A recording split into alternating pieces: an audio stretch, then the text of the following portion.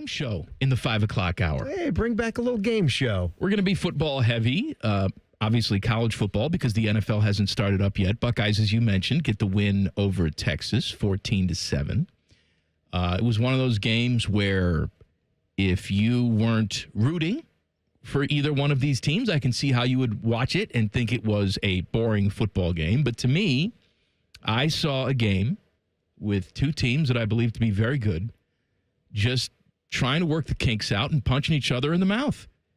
And what a hell of a debut for Matt Patricia as defensive coordinator of this team, right? I mean, you could say it couldn't be any better. Well, it could have been. You give up 0 points. But still, what a fantastic debut for him. I agree. If you tried to sort of run down the list of stars of this football game, right? I mean, Julian Sayin did what he needed to do. He didn't have the blemish, which was nice. So he got that late touchdown. Carnell Tate made a couple of great plays in this game, too, when offense was tough to come by.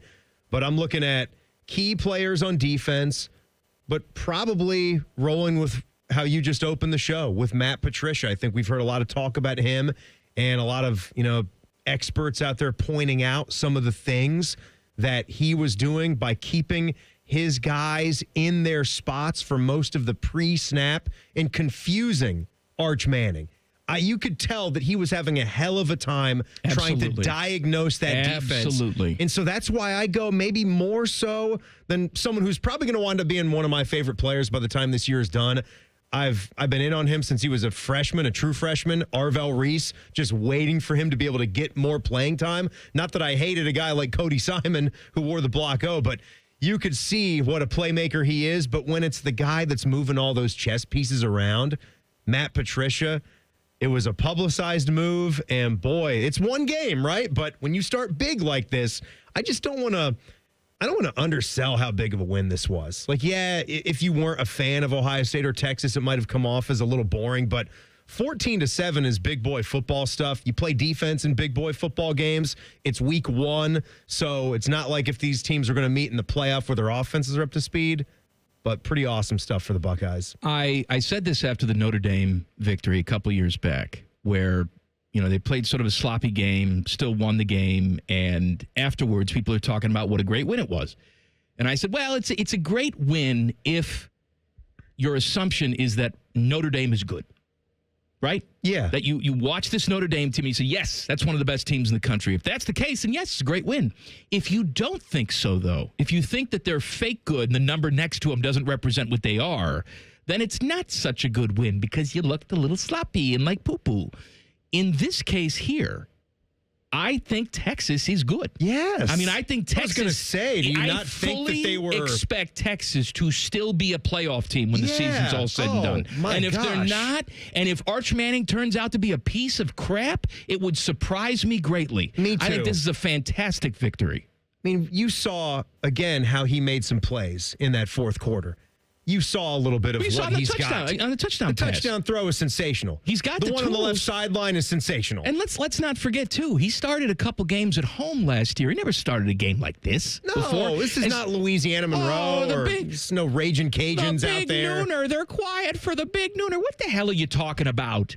Buckeye fans get complacent at times when you're winning by 50 and it's 90 degrees outside. When it's a big game, whether it's at noon or 8 o'clock, Buckeye fans show up to play, and they did so again this week. I don't buy that for a second. Why, they're waving their towels now? All of a sudden, that was the difference? No, it would have been the same if they didn't have the towels. It was Texas. Yes, Buckeye fans show up because they know it's a big game. It was a huge game. Whether this was, I do think it naturally would have been a little bit more amped up to have the whole day to build up for it and have a night game, but I don't care much about that now. The game was played at noon. There was nothing that we were going to be able to do about it. And for a noon kickoff, that's as good of a college football environment as you're ever going to see.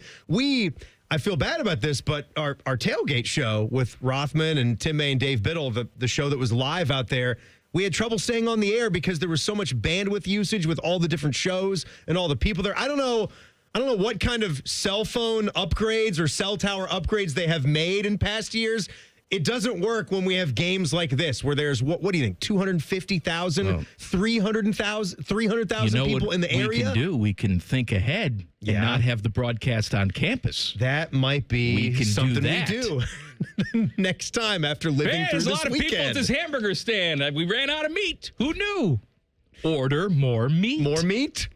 Order more bandwidth? Order more bandwidth. Who's in charge of bandwidth here at the radio station? I don't know. Is it Scotty Vegas? Is it you? It's not me. If it is me, it's news to me. Is it you, Rhyme Time? Are you in charge of bandwidth? I don't think so. Could you just get us some more, please? It wasn't enough. Going back to Matt Patricia. Look, got pencil out there, didn't he? Well, of course he's got the pencil. Have that pencil. Ear cheese on there. Beautiful. Put that on eBay. I'm sure there are going to be games where we rant and rave about Matt Patricia and the defense. That's just the way it goes. No one gets out of this unscathed, okay? Yeah. But sometimes I think what college football coaches do, and by college football coaches, I mean guys who have exclusively spent their time in high school and college, they think our talent is so good. If we just get guys to do what they're supposed to do, we don't have to disguise anything. We don't have to play any tricks. We're just going to play our defense, and that'll be good enough.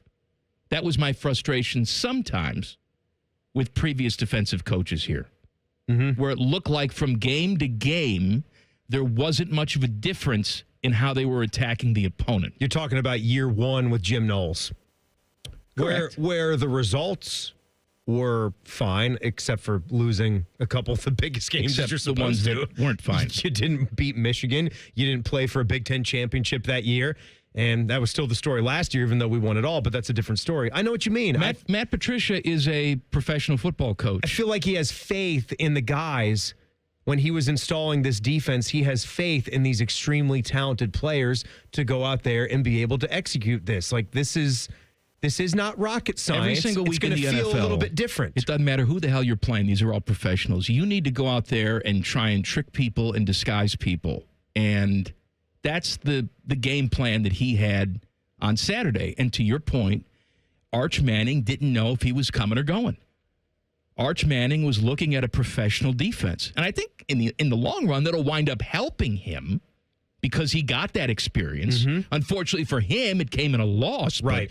But I'm telling you what, man, you throw that defense at a lot of quarterbacks in college football, and they're going to be pissing their pants and not know what to do. You know what I just did back there? I said that it's not rocket science, and you know the little blurb about Matt Patricia, don't you? He is actually a rocket scientist. Actually, he is. Maybe the defense isn't as intricate as some of the stuff he can do in that realm with his degree in aeronautical engineering from the Rensselaer Polytechnic Institute. Can I tell you something, though? But hey, I don't care about that. I didn't care about when Tom Herman was in Mensa, whatever the hell he was. Yeah. Remember, he was like the smartest guy in the world, too. Yeah. If you win games, you're supposed to win. You do a good job. You could be the dumbest guy in the world. You could run into walls out there. I don't care. I don't care. Yeah, no, I mean, you beat Texas 14-7 in a game where points were really hard to come by. This was a defensive win for Ohio State, and a lot of that was because of how prepared Matt Patricia was to have this defense ready to go. It was a defensive win, but I want to talk about some offensive stuff coming up next. Colin, Man and Timmy on the Fan. Fan Traffic. Sponsored by Meister's Bar and Pizza in Grandview.